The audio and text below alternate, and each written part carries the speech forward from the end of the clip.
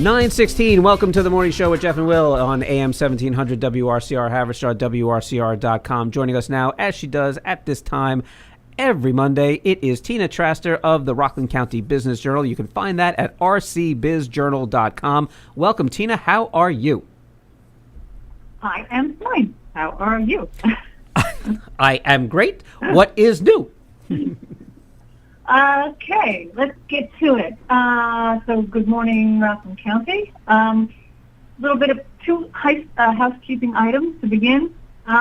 We are preparing to do our next batch of mini essays, which as a package we call What They Said, and we're looking for one more. So if any of our listeners out there have something to say, 250 words, something thoughtful, something timely, something topical, and I invite you guys at the station, if you want to do a 250-word essay on the importance of radio journalism, go for it. That's one thing. Ooh, boy. Number two, what? I said, ooh, boy, can't wait to get on that immediately. Well, 250 words is not too bad, and it's a way to collect your thoughts and be part of something good. So give it a thought. And then also, just wanted to say that my American Beauty collection is in the Garnerville, the Haverstraw Library in Garnerville, so that's through the end of October. Moving on to the news. Oh, what a week. Oh, what a week it was. So I'm going to talk about something that happened in Piermont. There was, on Route 9W, a business called Hazy Joint. And perhaps the business started legitimately just as a smoke shop. And somewhere along the way, the Hazy Joint decided that they wanted to get in on the marijuana, the cannabis market, now that it's legal. Except that they weren't legal because they did not have a state license. So I think they had been there over a year selling marijuana and edibles. And to complicate matters, Piermont was the first village, actually the first municipality in Rockland County to opt in to the sale of retail cannabis dispensaries. And they only designated the top part of 9W, not in their village itself, not in the downtown village area, but on 9W, that part of Piermont they zoned it so that a retail cannabis dispensary would be legal there. Less than 500 feet from there, a legally licensed cannabis retailer has been preparing to open up shop. So put a pin in that for a moment. Anyway, this illegal cannabis dispensary is operating. A lot of complaints are coming in, a lot of questions about what they're doing there. And then last week or the week before, what was interesting here is that the Piermont Police Department teamed up with the Office of Cannabis Management to undertake a sting operation. And they sent in under plainclothes police officers, and even minors worked in this sting to show that when people were coming in, they were able to purchase marijuana, and even minors were able to purchase marijuana or edibles. So the police department for Piermont was very proud of this arrest and actually seizure and closure of the operation, because for the most part these kinds of operations are tasked to the county sheriff or the Office of Cannabis Management, and in this case you had a local police department going in there and conducting this many-month investigation before they could finally go ahead and establish that this place was selling illegally. As the mayor pointed out in the story that we did on this, it was really kind of preventing another retailer who has a legitimate cannabis license from opening, because they felt that, well, there's another place right next door, and that might hamper their business. So that meant that they still have not opened.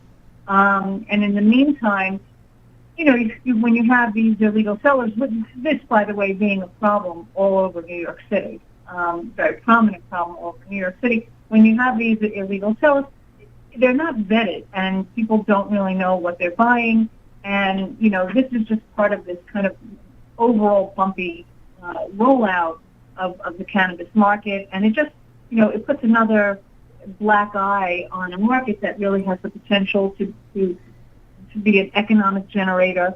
But, unfortunately, it's kind of one step forward and two steps backward when you have a situation like this. Now, the Piermont Police Chief, James Hurley, it was on September 24th. That's when it was. He pointed out that they still don't know whether this is going to be civil charges or whether it's going to turn into a felony, depending on the amount of marijuana that they had seized. So it's interesting that the local police department undertook this. I think that the citizens of Rockland should keep their eyes and ears. They have to stay vigilant, and when you see something like this, report it, because there are tools between the Office of Cannabis Management and Sheriff's Department, which has also done some seizures, and now even local police departments to crack down on this and to make it possible for the legally licensed cannabis retailers to get on with their business. These people who are courageous enough to enter into this new field are typically spending thousands and thousands of dollars on attorneys and consultants to figure out how to do these businesses properly, because this is new.